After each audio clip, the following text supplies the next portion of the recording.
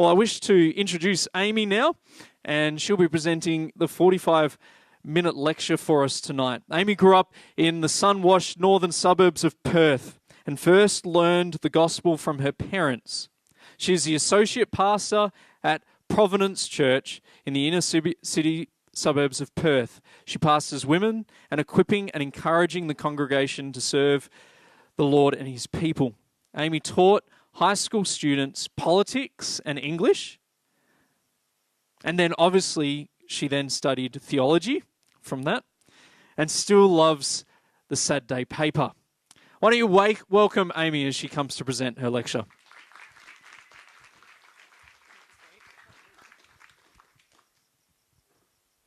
Well, thanks, Luke, and thank you to Red Door Church for the opportunity to give this lecture as part of the Think series.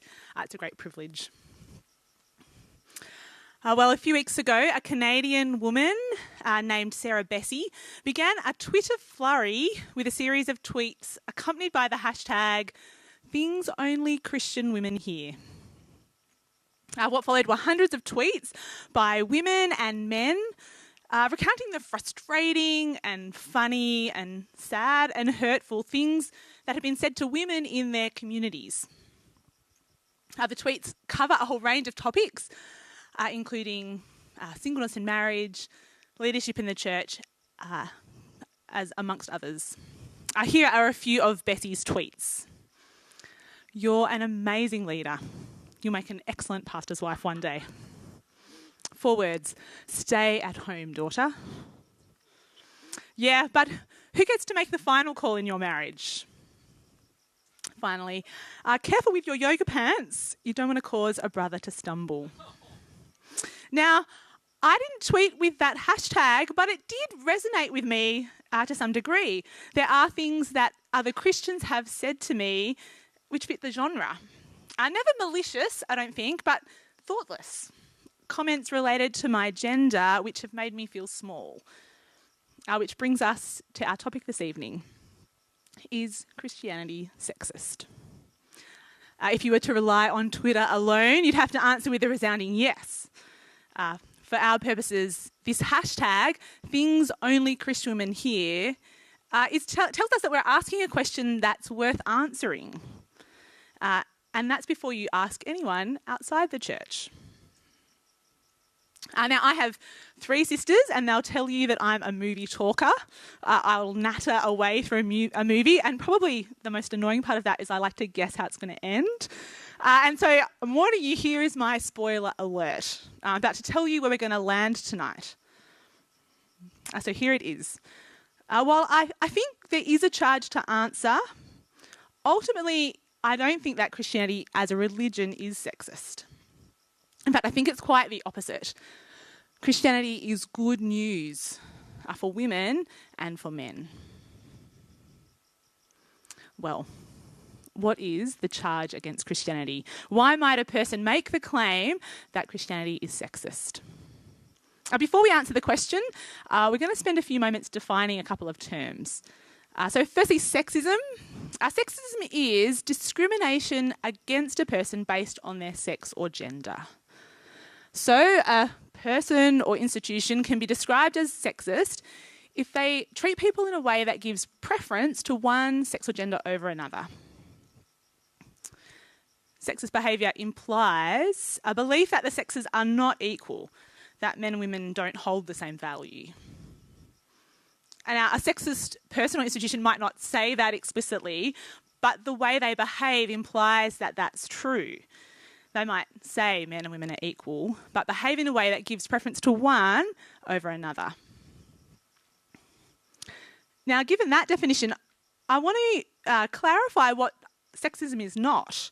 So as I understand it, it's not sexist to acknowledge a person's gender, that a person is a man or a woman, or to acknowledge the differences between men and women, in the same way that it's not racist to acknowledge a person's race or perhaps particular characteristics of a race. Rather, sexism occurs when a person's gender determines their value or worth. And so we're going to proceed according to that definition. Now, you might have noticed I've used two different terms in my definition of sexism, sex and gender. And they're related but different terms, and I'm going to take just a moment to clarify the difference between them, so that we are on the same page. So firstly, sex, it's a biological category. That is, for the most part, human beings are either biologically male or female. You have a pair of sex chromosomes, and they're either XY if you're a man or XX if you're a woman. And that chromosomal distinction is apparent in your body. You have a male body with male reproductive organs, or a female body with female reproductive organs. And while there are some circumstances in which this is not the case, on the whole, sex is a binary category. Your sex is either male or female. Gender, on the other hand, is not merely a biological category, but it's a social and cultural one. A person's gender refers to the way they relate to the world around them.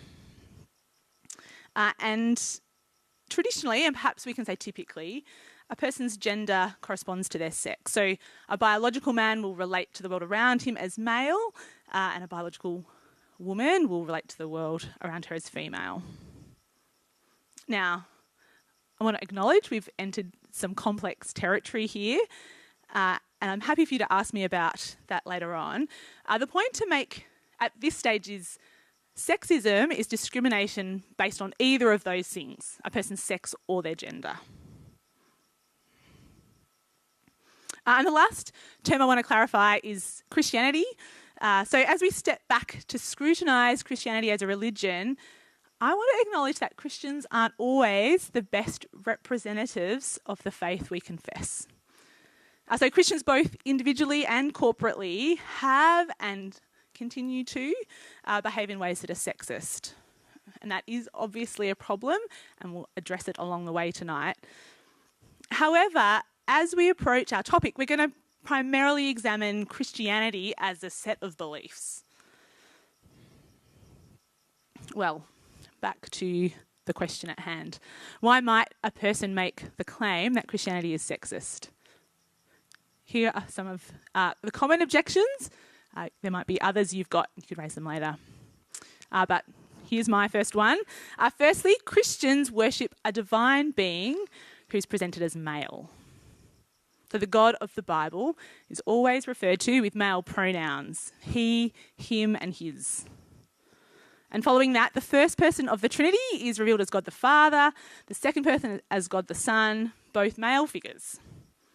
And when God becomes a human being, he becomes a man in the person of Jesus. So Estelle B. Friedman, who's a professor of US history at Stanford University, specialising in women's history and feminist studies, presents this as one of the primary feminist objections to Christianity.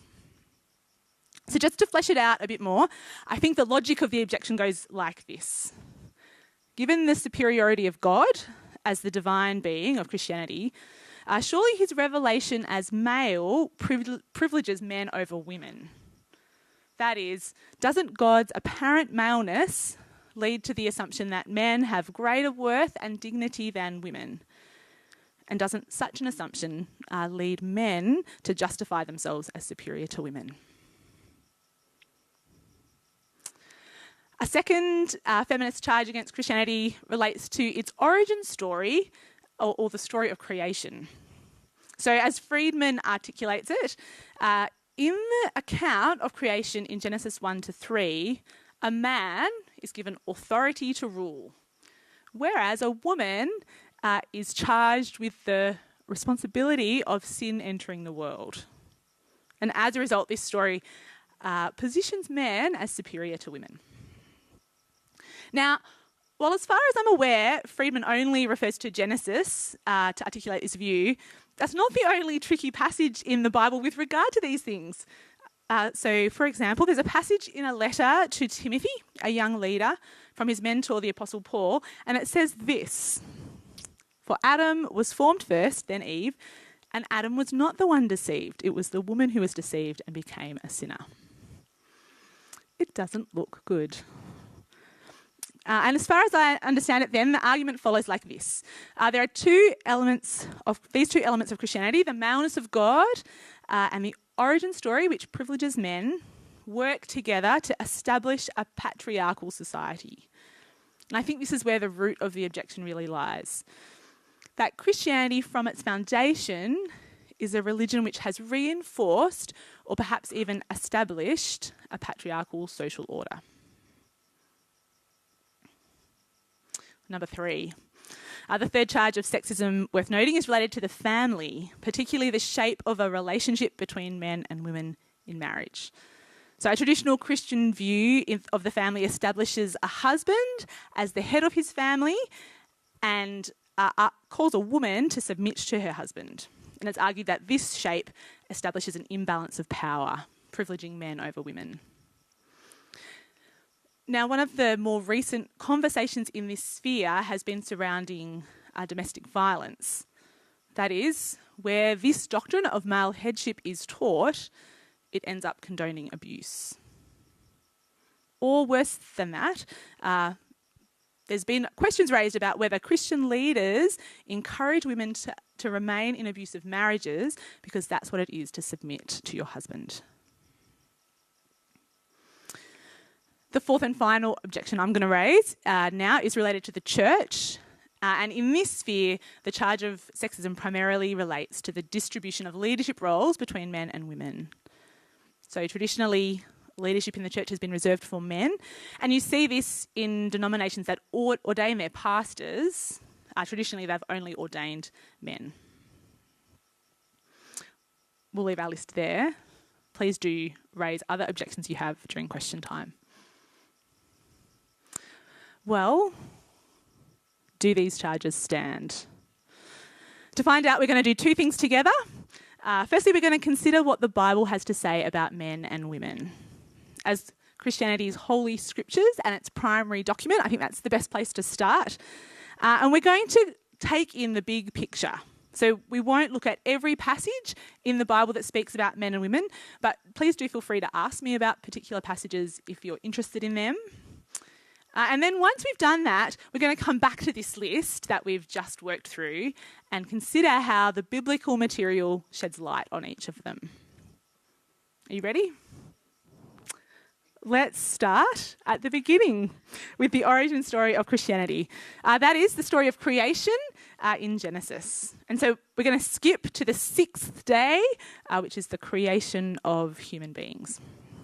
And the author of Genesis writes this: "Then God said, 'Let us make human beings in our image, in our likeness, so that they may rule over the fish in the sea and the birds in the sky, over the livestock and all the wild animals, and over all the creatures that move along the ground.' So God created human beings in his own image. In the image of God he created them. Male and female he created them. God blessed them and said to them, 'Be fruitful and increase in number. Fill the earth and subdue it. Rule over the fish in the sea and the birds in the sky and over every living creature that moves on the ground.'"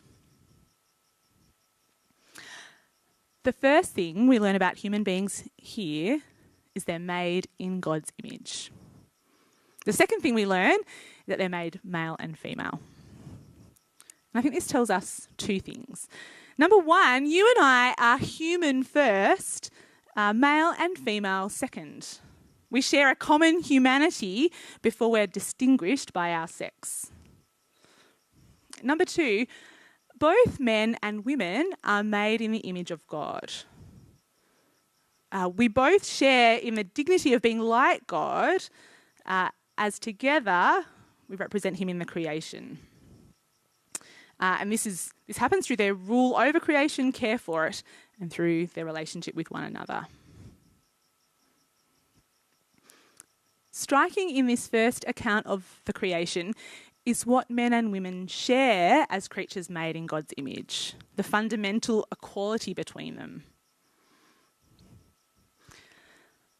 The second chapter of Genesis retells the story of creation of human beings, from a different perspective. We zoom in and see a parallel account of the way in which God makes the man and the woman. And there are a few things we want to notice about this second account. So we're told that God makes the man from the dust of the ground, breathes life into him and places him into a garden that he's made in Eden. He sets the man to work in the garden. And at this point, God determines that it isn't good for the man to be alone. And see the verse there on the screen. It's the Lord God said, "It is not good for the man to be alone. I will make a helper suitable for him." If you've read the whole creation story up to this point, God's assessment is striking. As prior to this, everything he's made, he has declared to be good. This is the first time he designates something as being not good. And so he sets out to make a helper suitable for the man. Now, if that word helper sends a shiver down your spine, know this. This word is used most commonly to describe God in the Bible. So I don't think we can actually understand it to be a description that's denigrating. What follows God's proclamation is a procession of sorts. God brings before the man each of the animals that he's made, and Adam, the man, names them. And from those creatures, not one of them is found to be a suitable helper. Not one is like him. Not one is an answer to his being alone. And so God makes the woman. He puts the man to sleep, takes one of his ribs, and from it he forms the woman. And let me read to you what the man says when he sees the woman God has made. He says, "This is now bone of my bones and flesh of my flesh. She shall be called woman, for she was taken out of man. That is why a man leaves his father and mother and is united to his wife, and they become one flesh." It's an exclamation of joy. She's like me. She is bone of my bone and flesh of my flesh. The first thing he notices is their shared humanity. Saying that she's not exactly the same as him. God hasn't made another man, but a woman, another human being who corresponds to him. And it's this corresponding nature of the man and the woman which allows for their unity. They become one flesh. While equal in value as creatures made in the image of God, as we saw in the first account, there's shape to their relationship. Well, how can we sum up what these two accounts tell us about men and women? So number one, men and women are fundamentally equal as human beings made in the image of God. Neither is superior in the way they've been made. And number two, gender is good. The man and the woman correspond to each other in the way they've been made, and that's to be celebrated. And more than that, they need each other. The woman needs the man, and the man needs the woman. But before the creation story is even finished, we see the goodness of their relationship broken.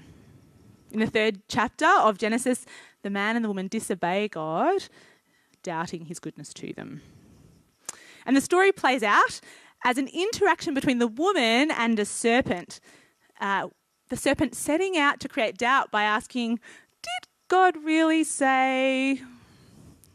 And their conversation plays out in this peculiar way as the woman and the serpent kind of recall what God has said, but neither one getting it right. The outcome is the woman believes the serpent and doubts that God's instructions are good, and she eats the fruit they're instructed not to eat and gives some to her husband, who, by the way, was there the whole time. See it on the screen. When the woman saw that the fruit of the tree was good for food and pleasing to the eye and also desirable for gaining wisdom, she took some and ate it. She also gave some to her husband who was with her, and he ate it. They rebel, or sin as the Bible usually puts it, determining for themselves what is good, and their relationship with God is broken. And as a consequence of their rebellion, their relationship with one another is frustrated too. And you see it in what God says to the woman. It says, "Your desire will be for your husband, and he will rule over you." Now, exactly what the author intends here is a bit tricky. There are two possible interpretations of what it might mean for the woman to desire her husband. The first understands the word desire as referring to the woman's sexual desire for her husband, perhaps despite the fact that she's now going to experience pain in childbearing. There's a second interpretation, which is perhaps more likely, and it refers to a struggle for control. So that same word in the Hebrew that's translated desire is used in the next chapter to be about a struggle for control. Either way, the second half of the sentence alludes to the struggle, and he will rule over you. Whereas the relationship between the man and the woman was originally one of unity and joy, it's now one tainted by friction and struggle.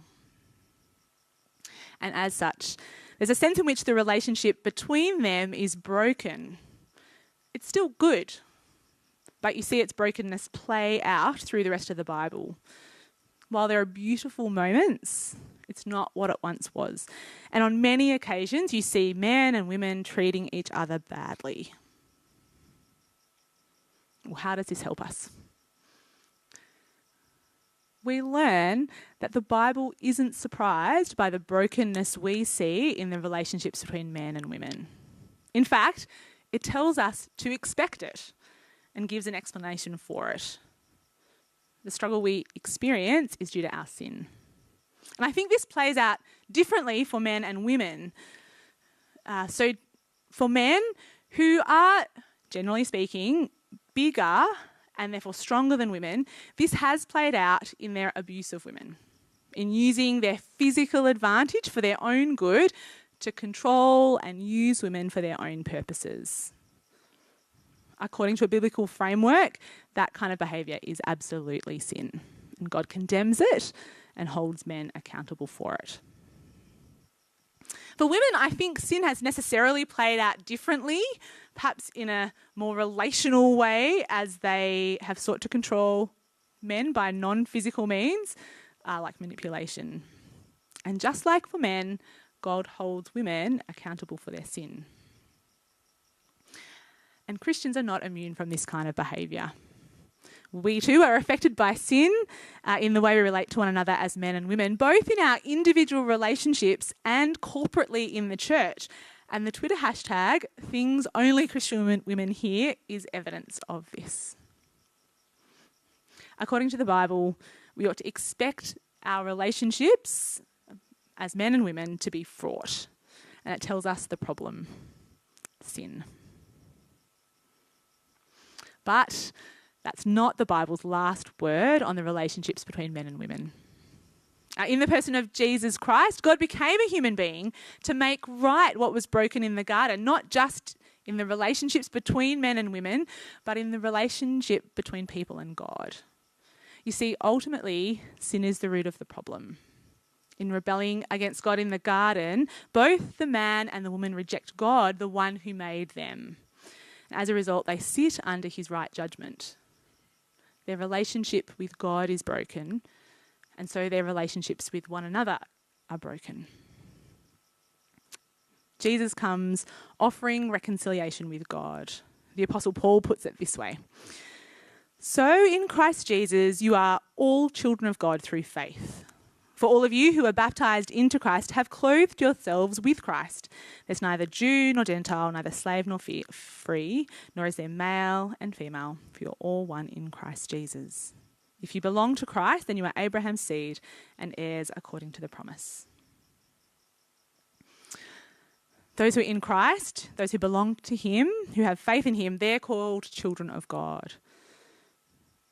And in being restored to relationship with God, they're adopted into his family. And notice this reconciliation is available to all people, regardless of their race or social standing or gender. according to the Christian gospel, a person's status before God is not impacted in any way by their gender. Both men and women are called children of God when they're in Christ. Now, by way of clarification, I don't think this verse is saying that gender no longer exists, that there's no difference between male and female, but rather neither male nor female is privileged with regard to salvation. The equality of men and women is affirmed at the very centre of the Christian faith, the gospel, just as it was in the creation. And just as the brokenness of the relationship with God affected their relationship with one another, so the reconciliation with God affects their relationship with each other. We're able to be reconciled. Those who are God's children are brothers and sisters, called to love each other as Christ has loved them, not claiming their own rights, but laying them down for the other. And this is good news. It's good news because we no longer sit under God's judgment. And it's good news because it gives us hope in our relationships with one another.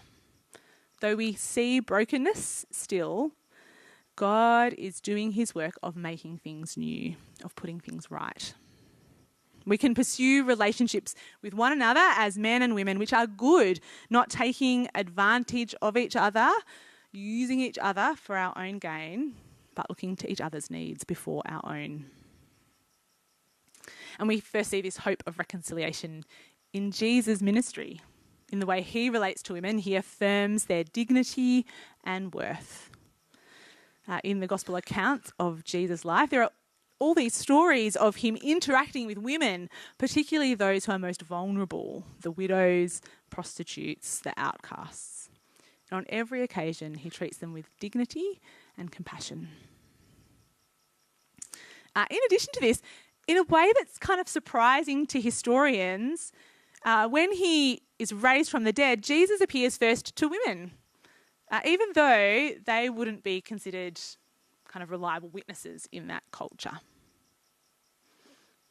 In short, the way Jesus relates to women is striking. He honoured them.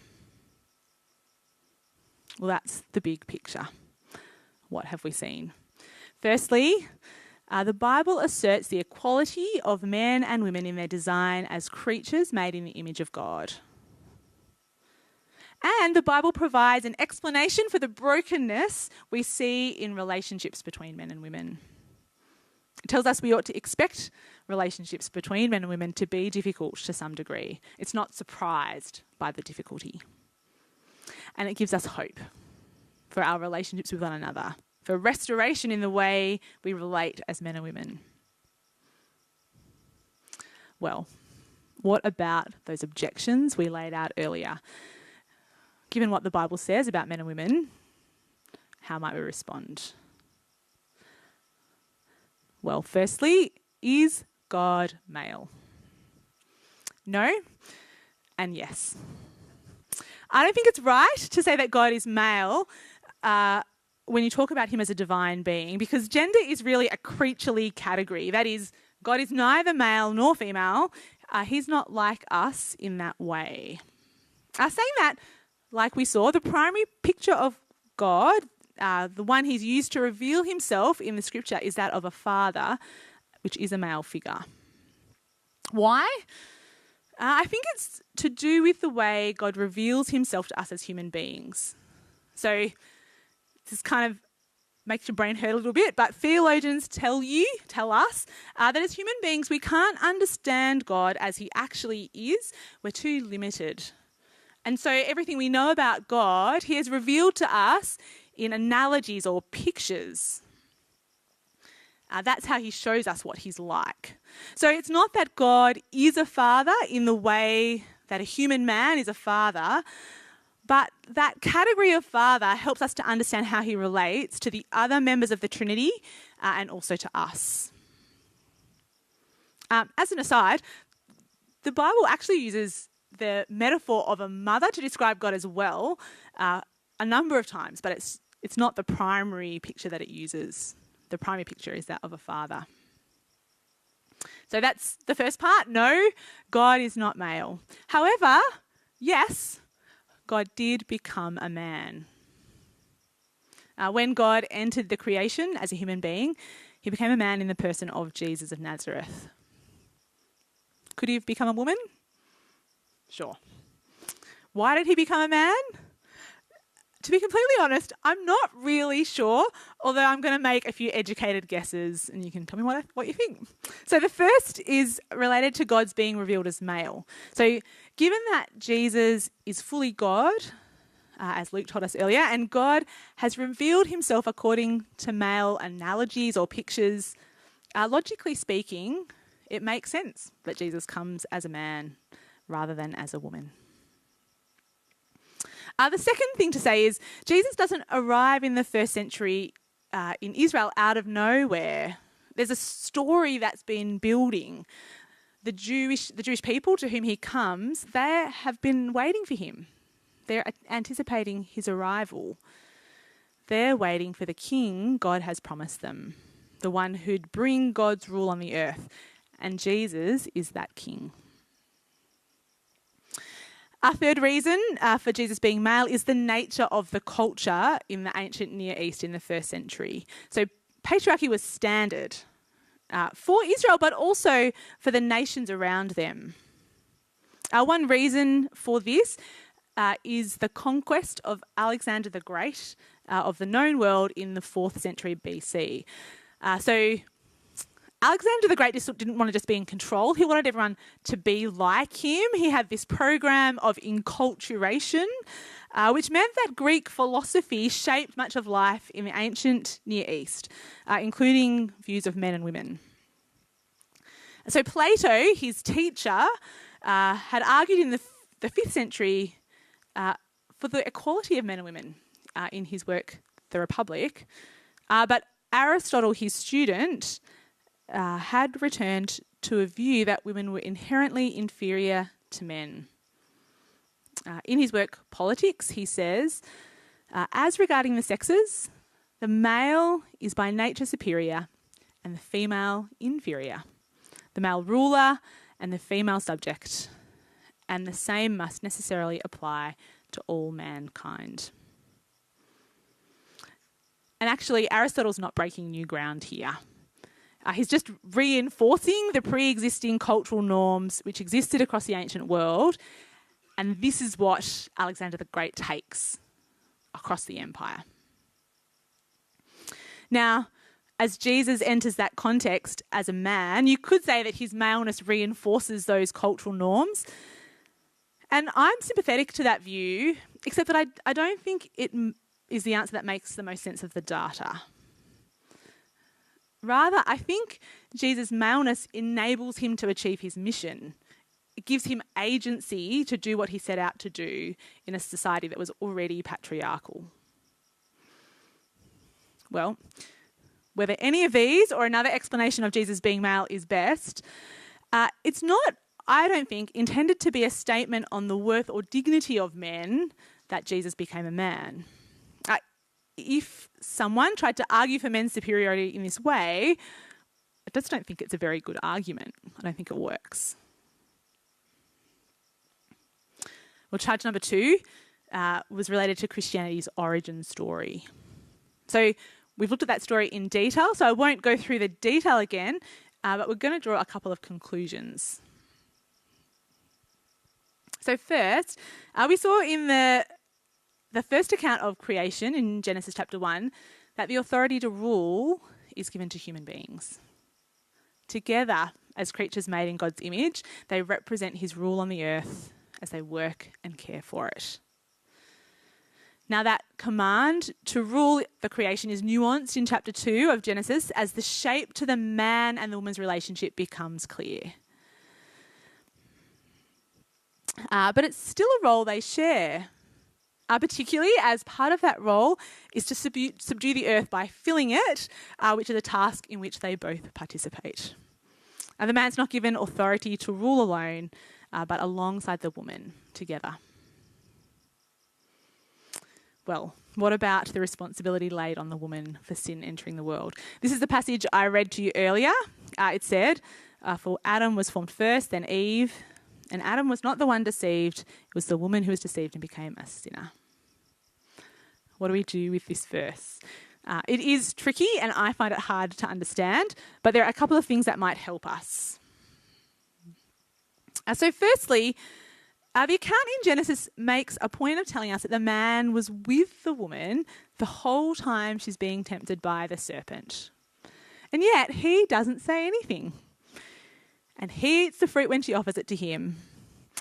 And while he does point his finger at the woman and blame her a little bit later on, he can't claim innocence because he was there.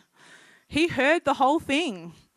And actually he receives the consequences of his own behaviour, along with the woman and the serpent. He's held responsible for his sin, not the woman. Secondly, there are other passages in the Bible that ask this question: who's responsible for sin entering the world? One of the most sustained arguments is in the book of Romans, and it's in the context of Paul trying to explain how Jesus' death could pay for the sin of all people. And there, he gives responsibility squarely to the man. So somehow we need to work out how to hold all these passages together. And I don't think it's straightforward. But I do think because there's multiple strands at work, it's simplistic to use any one of them to argue for the superiority of one gender over another. And I think the most important statement on the relative worth of men and women in the creation story is the one that this critique misses. And it's the first thing we noticed when we looked at the story together. That is, God makes all human beings in his image, male and female. And in this way, they're created equal in their very design. Whatever distinctions follow, both the man and the woman are made to be like God. And that is what gives them their dignity and worth. And actually, this truth has compelled Christians throughout history to advocate for women, even in patriarchal contexts. So, for example, Christians are recognised as having held a particular place in pursuing the right to education for women in the late 18th century as the first wave of feminism began.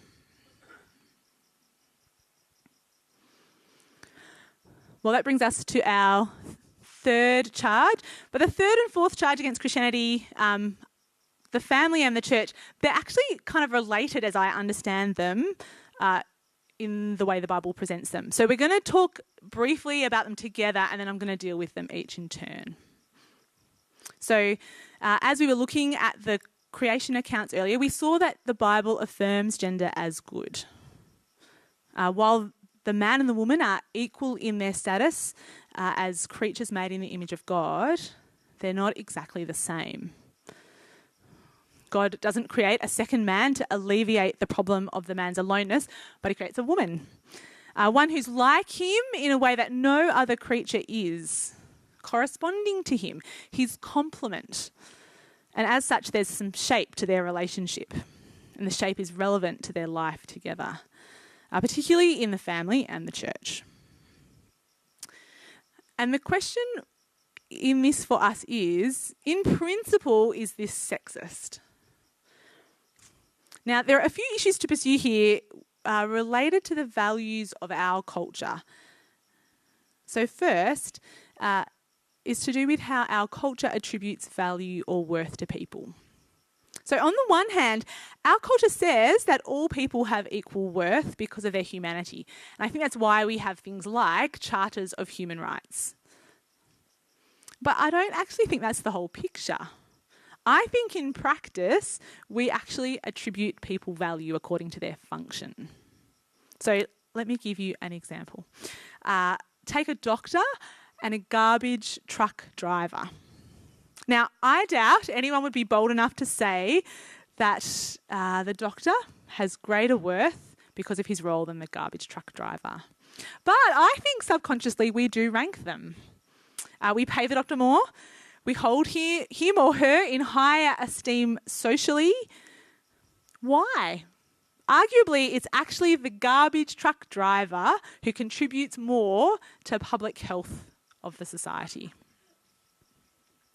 There's something in the prestige of the doctor's role that leads us to value it more highly than the garbo's role. But, as we've seen, Christianity doesn't attribute value in this way. Humans' worth is based in their nature as creatures made in the image of God, not in what they do. And so, when Christianity acknowledges shape to the relationship between men and women, it's not making a judgment value of inherent worth. That's not how the Christian faith determines worth. The second thing I think it's important for us to notice is the changing attitude our culture has towards gender. So the Bible affirms gender as good, but I'm not sure that our culture does in the same way, or at least it's complicated. In some contexts, our culture wants to say men and women are the same, minimise the differences between them. But in other ways, it wants to make much of them. In practice, I think many of us still live quite gendered lives. My day-to-day experience of the world is affected by the fact that I'm a woman or that you're a man. But things are shifting, particularly as people look for new ways to define their experience of gender. I think it's worth keeping these two things in mind as we proceed.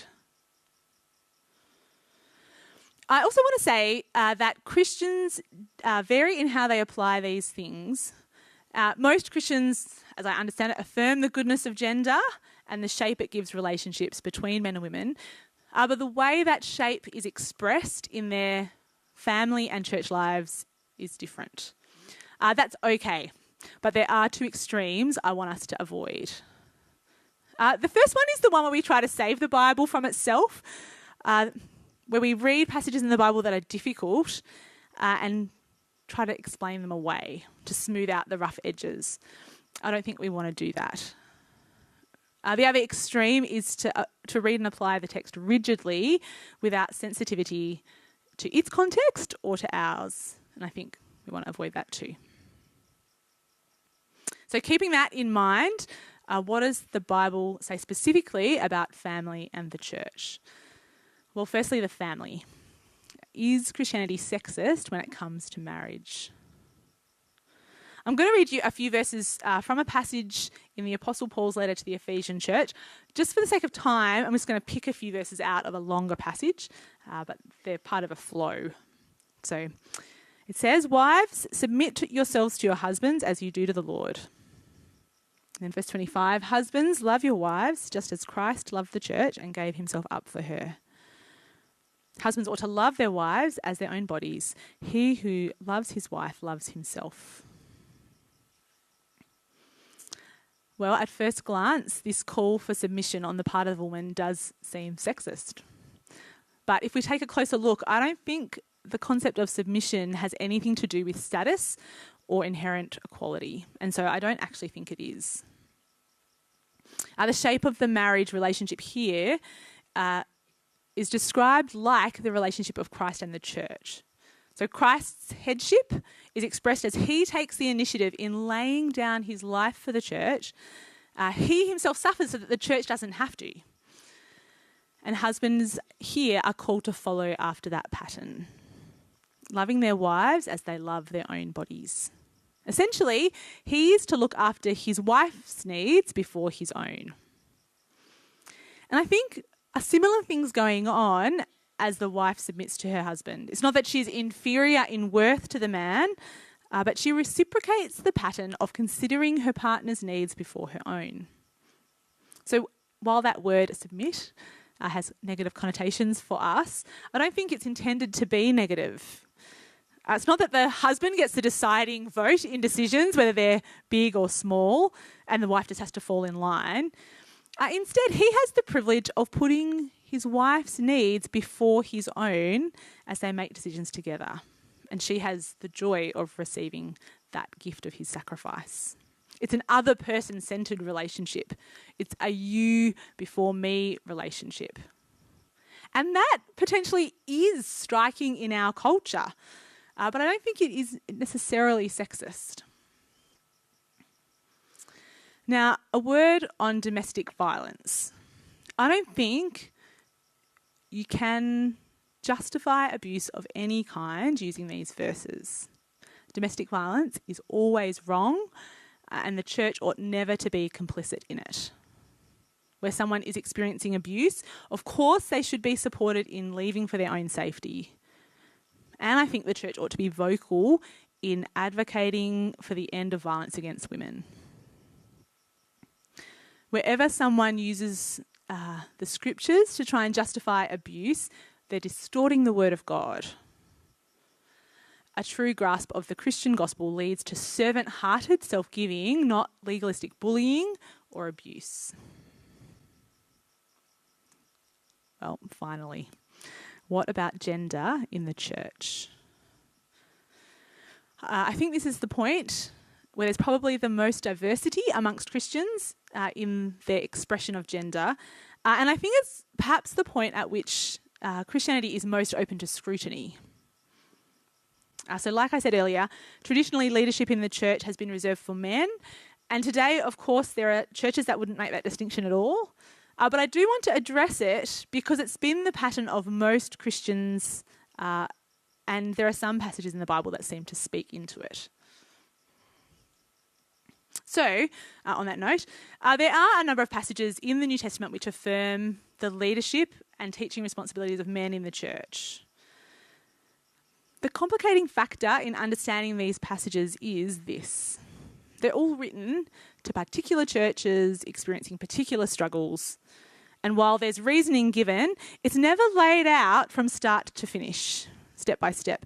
So it feels a bit like we're seeing the tip of an iceberg, that there's some data missing. And so the concern for whatever issue is at hand is prioritised over kind of compiling a comprehensive theology of how we ought to express our gender in church. And so our task as contemporary readers of the Bible is to figure out the principle at work so that we can apply it in our own contexts. And that is a complex process. We're not going to look at specific passages now. Whole lectures could be given on each one, but I do want to make a few general reflections, and you can feel free to ask me more specific questions later on. Firstly, it's clear that gender is not irrelevant to church leadership. However, any distinction made between men and women are to do with their role or function and not in any way a statement of their worth.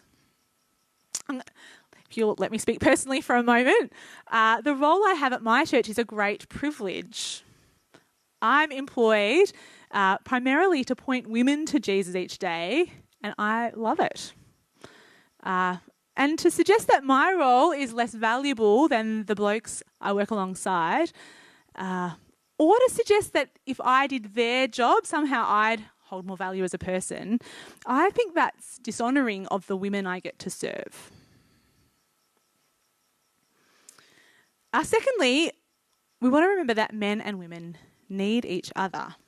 We saw that in the second account of creation. So our church communities will flourish best when both men and women are involved in serving the Lord's people, working alongside one another. That's all I'm going to say for now, but come back to me on that one in question time if you like. I want to finish by telling you a story of Jesus and one particular woman. Jesus had been invited to the home of a religious leader, a man named Simon, and while he's in his home, reclining at the table, a woman hears that he's there and comes in. Now, it's important to know at this point that in the ancient world, you didn't sit at a table to eat dinner with a chair, but rather the table was low to the ground and you lay with your head towards the table, leaning on your elbow and your body laid out behind you, kind of perpendicular to the table. And this woman comes in because she's heard that Jesus is there, and she stands behind him and weeps. And her tears wet his feet, and she wipes them with her hair, and then she pours perfume on them. And Simon and the other religious leaders are horrified. This woman has a bit of a reputation, and they don't think she's a suitable person for someone like Jesus to be acquainted with. But Jesus says to them, "Do you see this woman? When I arrived, you didn't offer me water for my feet. But she has not stopped washing my feet with her tears, wiping them with her hair. And you didn't offer me a kiss, but she has not stopped kissing my feet. And you didn't give me oil for my head, but she has anointed me with perfume. She loves much because her many sins have been forgiven. He has been forgiven little, loves little. But she who's been forgiven much loves much." And he said to her, "Woman, your sins are forgiven. Your faith has saved you. Go in peace." The Christian gospel is good news for men and for women. It's beautiful. It gives hope and great joy. And I think it's worth rejoicing in.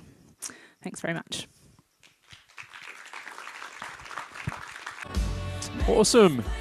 Well, if you're still here, come back through and we're going to tackle some questions together.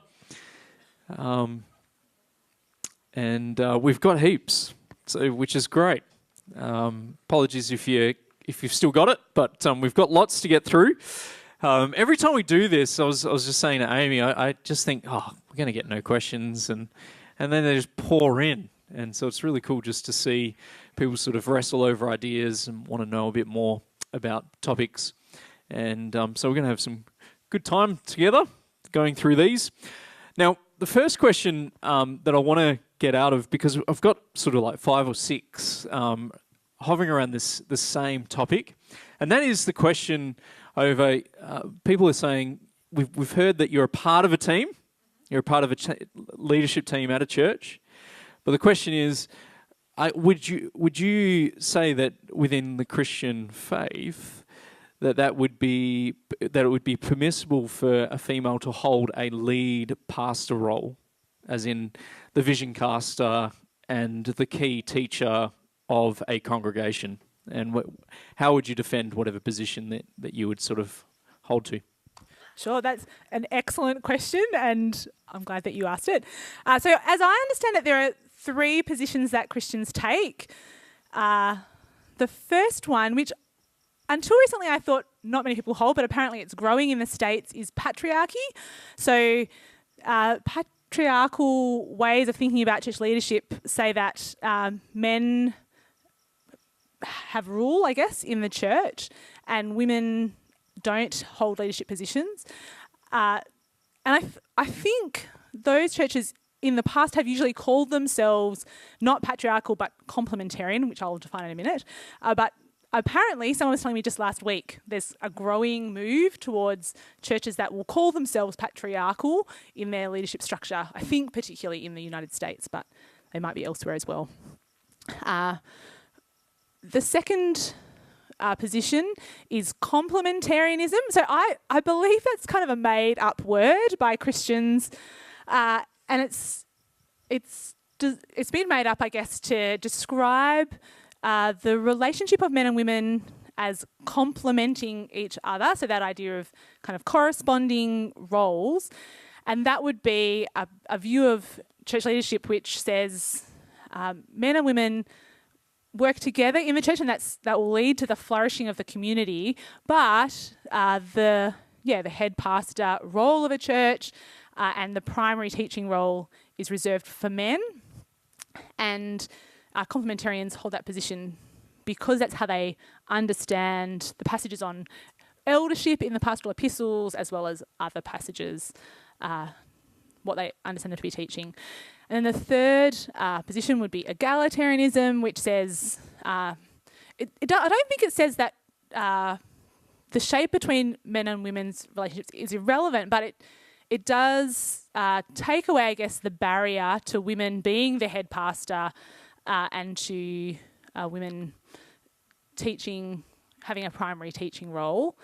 And I think traditionally probably most churches have been patriarchal or complementarian.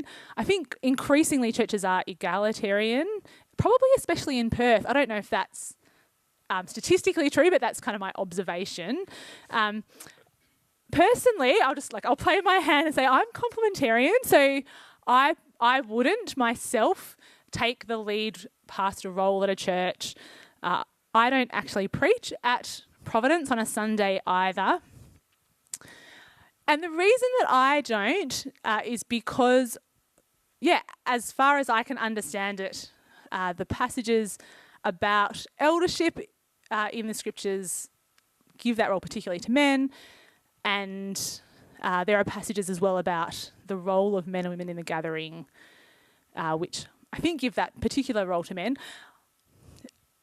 That's how I understand it. And in the team that I work as part of, that's kind of a great privilege and blessing.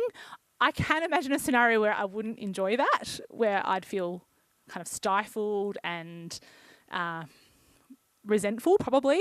But the situation that I work in, there's 3 men on the senior staff. My boss is brilliant and kind of encourages everyone on the team to flourish. And so the role that I have as part of that team is a great privilege. I do appreciate that that isn't a view that everybody holds. And so, that's my position. Do you want to come back at me on that? Because I don't know if that was too slippery. No. No, is this? Do you think that this plays into the way that the Australian culture views the church, and probably is a big thing where this is, I suppose, their critique of the church, and the reason why the Australian culture would sort of throw a rock and say no, Christianity is sexist because it won't allow a woman to be a leader of a church. Where we live in a culture where we desire equality as a secular culture, where anyone can become prime minister and lead us. Why can't that happen within the church? How does that play into sort of the culture's view of Christianity? What are your views on that? Yeah, I think it depends a little bit where you are.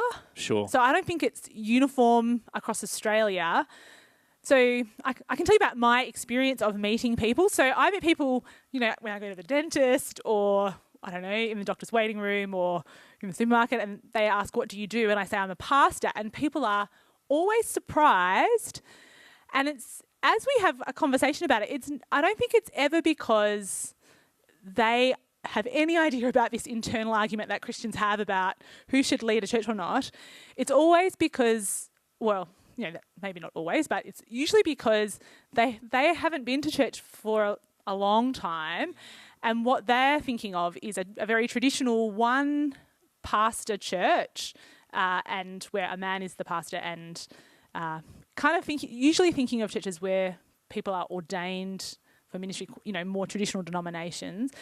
And so they hear that I'm a pastor of a church, and it doesn't even occur to them to ask if I'm the boss. They're just like, oh, you're a pastor. Wow, what's that like? How did you get into that? What do you do? Why do you do it? And so that's my experience here in Perth. I believe that if you went to other parts of Australia, because it's a more public conversation, people who are not part of the church might be more aware of it. And in that scenario, I can totally understand them being more critical. There's quite a public dispute that played out in the States a few weeks ago. Tim Keller was asked, he's a pastor in New York. His church is complementarian, so I don't believe they have women preach on a Sunday, and he was asked to give a lecture and was going to be given an honorary award at a theological seminary called Princeton, which is not to be confused with Princeton University. Anyway, this big thing kind of blew up because they don't hold the same position as him, and it was in the New York Times and that kind of thing. So in scenarios like that, I think it would be a reason that people would look at the church and say it's sexist. But my experience has not been that when I've talked to people. Yep. So let's get back to, I suppose, Jesus and his ministry. Why do you think there was no female disciples? Why did Jesus pick sort of 12 men to do this ministry? What if anything, is there any proof that he, in his ministry, that there was a sense of equality between men and women, but with this starking fact that he chose 12 men to do the leading, the commissioning of his ministry. Why do you think that was, and how does that affect sort of people's view of Christianity with that as something that's occurred? Yeah. Yeah, that's an excellent question. I think there are a couple of things to say. So the first one is, I think my theological position affects my answer. So because I'm complementarian, I do think that's a reason. So the 12 12 disciples who become the 12 apostles do become the people who write the scriptures, the people who lead the church. And if that's the model that's being set up for the church through the ages, it makes sense to me that that would be the case. I think aside from that, though, if you don't hold that view, there are other things going on as well. So the nature of the culture at the time, I think, means that it's understandable that they're all men, because it is a patriarchal society that Jesus comes into, both, kind of extensively across the ancient world. I think it kind of fits their cultural context that that's the case. But saying that, it can be easy to think about those 12 disciples and forget the women who were there. So there are women in the crowds. There are the 12, but there's a much larger group of disciples who spend time with Jesus, and a number of them who are women get specific mention. So I don't know if you recall the story of Mary and Martha, and I can never remember which way it is around, but one of them's kind of busy in the kitchen and frustrated with her sister because she's not helping, and Jesus says, no, whichever one it is, who's sitting at his feet listening, she's chosen the better thing. She's chosen to hear from Jesus what he has to say, and that's better. I think, that shows that women are kind of welcome and invited to hear Jesus teach. And there are other women who are kind of close to him, part of his community. His mother is honoured, as well as Mary Magdalene, and those are the women who are there, very early in the morning, going to prepare his body to be buried, and who see him, who meet him for the first time once he's raised from the dead. And they're the ones who have the privilege of then going and telling the disciples that he's alive. So if Jesus is so countercultural to both the culture that we're in and the culture that he was in, how do we explain that countercultural position that he held? What was so radical about Jesus if he didn't install women into that discipleship? Can you point to anything sort of within his ministry that was incredibly countercultural for a woman? Yeah. Well, I think it is the way that he welcomes them, the way that he is willing to spend time with them, to talk with them, to heal them, that kind of thing. So, yeah, he gives them dignity, I guess, in the way he interacts with them, when they really, in many ways, were second-class citizens. He doesn't treat them like that. He gives them time. He does things like he touches women who are unclean. He raises a girl from the dead. He heals a woman from her bleeding. And those women, in any other context, touching them, would make a man unclean, and they wouldn't be able to go to the temple. And but Jesus, he touches them, and not only does he kind of honour them in that way, but then he is so powerful that his cleanness kind of goes on to them, and they're healed, they're raised from the dead, that kind of thing. Yep. Okay, we're going to just jump now to a couple of passages that I've seen come up on a couple of questions here. So in particular, how do you explain seemingly sexist passages such as 1 Corinthians 14:34, that women should be silent in the church? So let's, rather than Yeah. bombard you with a heap of passages, Yeah. Let's start let's there. start there. That's a good place to start. Yeah. 1 Corinthians 14 comes at the end of a chunk in the letter to the Corinthians that begins in chapter 12. That's all about the way they conduct their gatherings together. So what they have been doing in Corinth is kind of competing for attention. The way they approach their gathering is to say, I've been given this gift, and so it's my right to use it in the gathering. And as the Apostle Paul writes to them, he's saying, no, actually, one gift is not more important than the other. If you have the gift of prophecy or the gift of tongues, that's not more honourable than any other gift. There's a diversity of gifts in the body, and they're all valuable, and they all need each other. And in fact, he goes on to say that the ones that are kind of least honourable in when he does the illustration of the parts of the body, are the ones that you think are least honourable actually deserve the most honour. And then there's that beautiful poem where he talks about love and what love is like, and he's talking about what ought to characterise their gatherings together, how they ought to approach the way they spend that time together, not kind of in a proud, self-seeking way, but thinking about the good of the whole. And that's when he comes back to the issue of their gatherings together and the way that people have been approaching it in a kind of as a competition. He does get to this bit kind of towards the end where he's laying out what it looks like. So he's saying, someone speaks in tongues, if someone can interpret for them, this many prophets should speak, and one at a time, whatever. And he says, I'll read it out to you so that you can feel the weight of it. So it says, I might read a little bit earlier. So verse 33 says, "For God is not a God of disorder, but of peace, as in all the congregations of the Lord's people."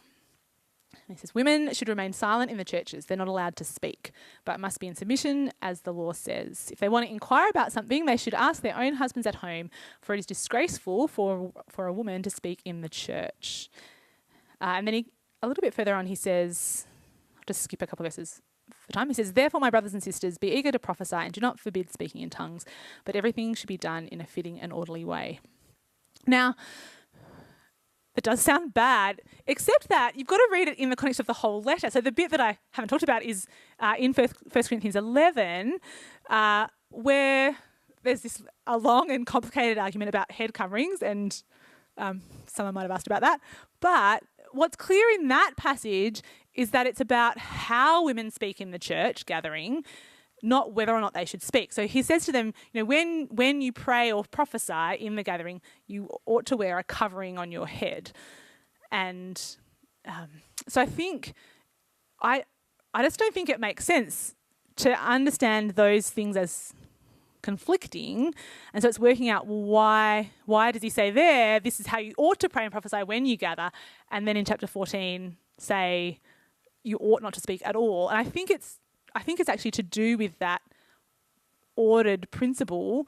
So I believe that there is a particular problem in the church where that the women and the men sit separately, and women are kind of shouting out, perhaps to their husband who's at church to ask him a question, or,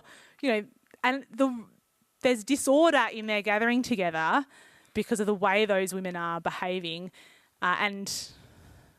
They're not singled out. It's, people who are prophesying are also told to do it in an orderly way, and people who are speaking in tongues. So I think it's to do with the way their gatherings have kind of deteriorated into chaos, and that's what he's trying to restore order to.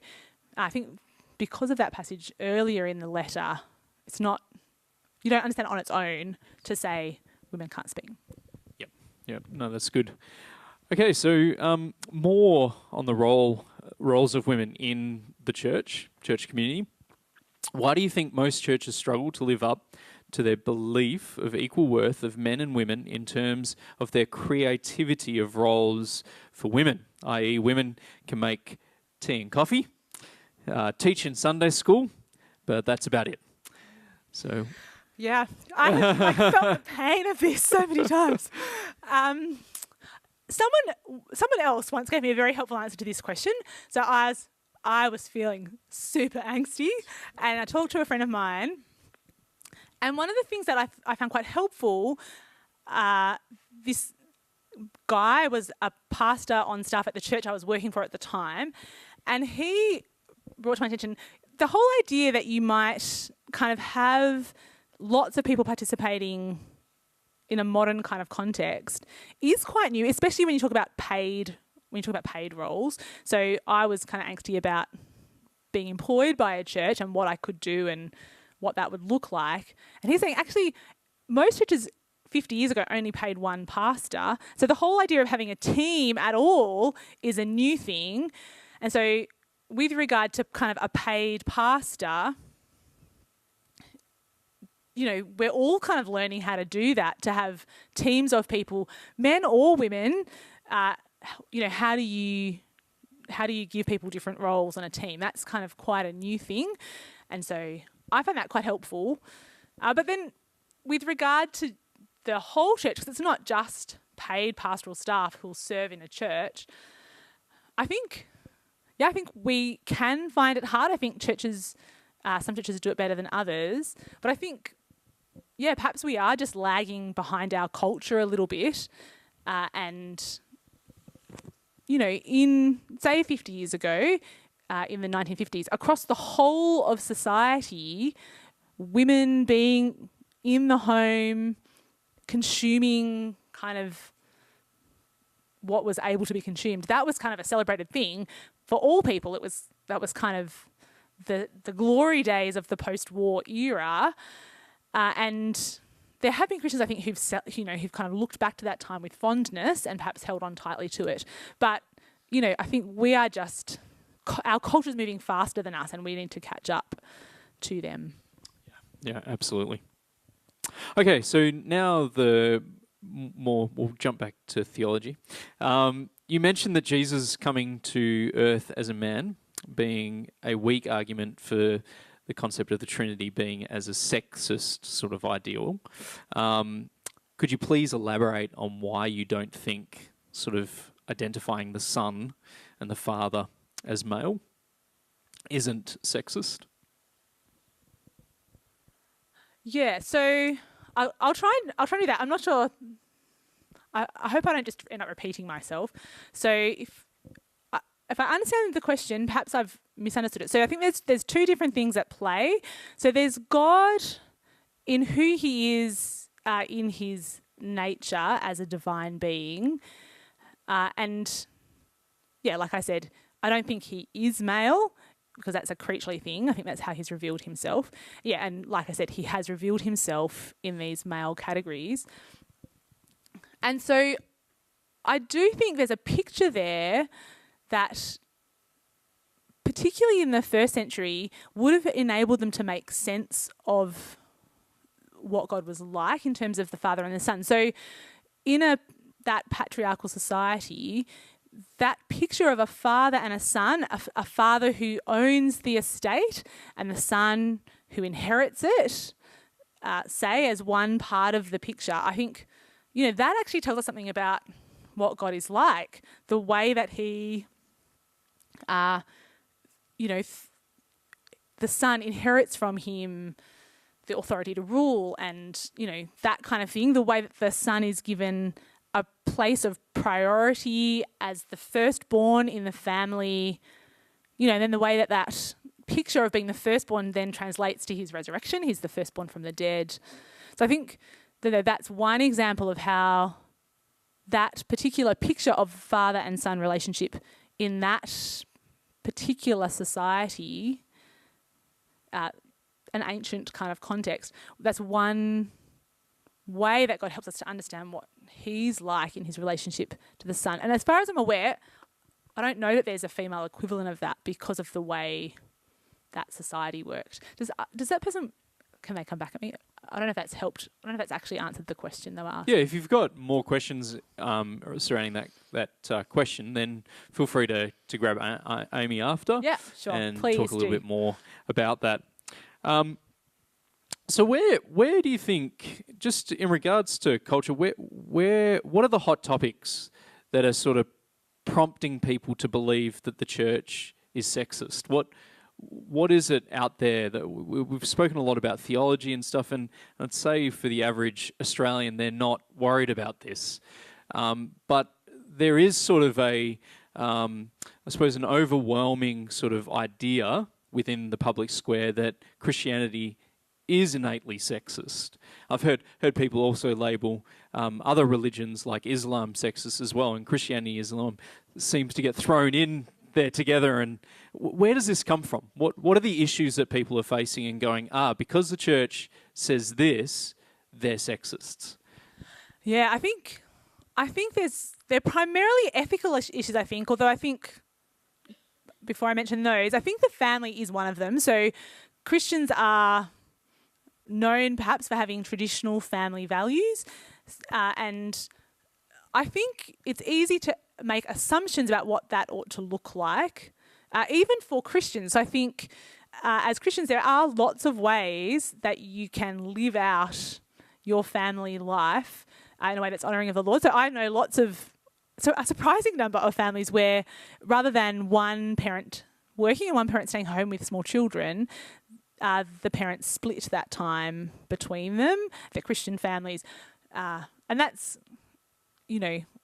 perhaps not what you'd think of as a traditional Christian family, but I think it's a great way of prioritising parenting your children and sharing that between you. So I think part of it is an assumption that Christians wouldn't do that because they have traditional gender roles, which is not necessarily the case. In terms of the ethical issues, I think that's probably, I think they are points which they are kind of difficult for us. So I think the biggest one, and I think you see it play out again in the States more than here, I think is abortion. So typically speaking, Christians are, I think they're labelled as pro-life, but Christians advocate for unborn children. They want to see life preserved, and because of the way the abortion lobby has proceeded, it's framed as being about women's rights. And so if you're going to advocate for the unborn child, you are kind of seen to be against the woman's rights. And I think sometimes Christians have behaved in that way, actually, but I don't think it ought to be that way. I don't think it has to be that way in order to advocate for the rights of the child. I think you can advocate for the woman too, but that's one. I think as well it's going to get worse as the gender gets more complicated. So I think because Christians as a whole argue for a binary gender, that there's men and women, and acknowledging the complexity of that, but not wanting to see it break down into kind of lots of different choices. I think that's going to be something that Christians are going to be called sexist for. I think they're probably the two big ones. Yeah. So, I mean, around the water cooler at work, how would you respond to someone's accusation? What would you immediately respond with first? That you Christians are just sexists, and where would you start with someone who makes that accusation? I actually think you need to start with a question, like, why do you think that? Yeah. Because as we've seen tonight, it's just so broad. It's very hard to kind of answer the question if you don't know why somebody's asking it. So I think I'd ask them a few questions before I gave an answer. Say it was around that issue of kind of, Christianity said to be a woman, you have to be this, So I've felt this before, where I've felt Christians saying the ideal woman is 30, married, at home with small children, and I think that's an error on the part of Christians to argue for that, because the reality is that is not true of everyone's experience. It's actually only true of any woman for a short part of their life. Like, a woman's life is long, God willing, and there are many different parts of it, and she needs to work out what it looks like to honour the Lord in all the different parts of it. And I think the Bible gives you space for that. I don't think it narrows in and says, the place where you can most easily honour the Lord is when you're home with small children.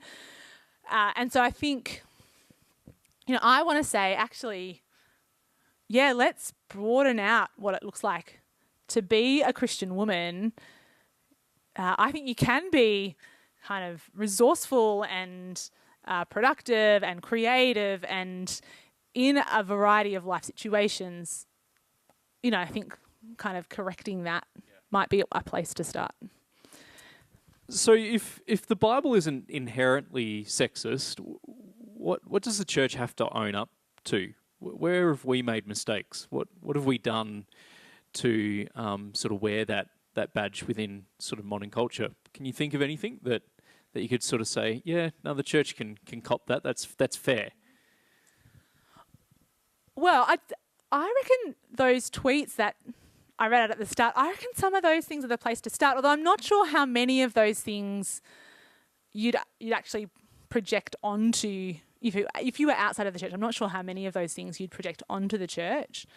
But I think Christians have in the past done things like said to women, you are responsible for a man's sexuality and his purity, and if he errs, it's your fault.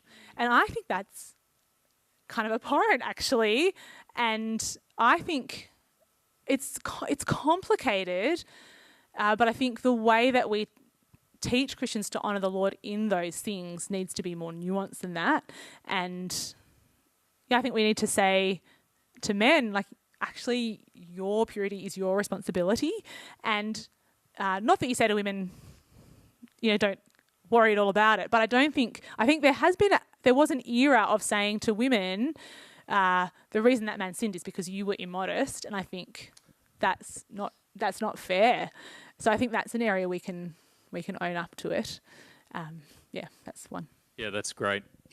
Well, we've come to 8:45, and I try and sort of close up by 8:45. But there's a lot of great resources, and there was a couple of questions here that in one particular resource that I encourage you to go watch and listen is a couple of videos up of Amy or Ewing, who's an apologist with Ravi Zacharias International Ministries. And actually, Rick, are you here? Rick Peckin? He's still here? No, he's run out. So he's from the Bible Society in Perth, and he flicked a link to me, and I flicked it on to Amy. Great videos where she covers this very topic and answers a few more questions that we have here today as well. I'll put a link up to those videos on our Facebook page, and we can and so you'll be able to. Oh, there you go. So you go straight to our Facebook page and just look out for that. We'll have a podcast out for tonight, and also in the next few weeks we'll have our YouTube video pop up on our YouTube channel as well. Our Think Lectures occur every quarter, so in 3 months' time we'll have another Think Lecture, so make sure that you look out for the next topic. I just really want to thank Amy for the time and the effort that you put in for tonight, and also the questions that were thrown at you, and your willingness to come out tonight and do this. Thank you. Yeah, thanks. Thank you, Amy.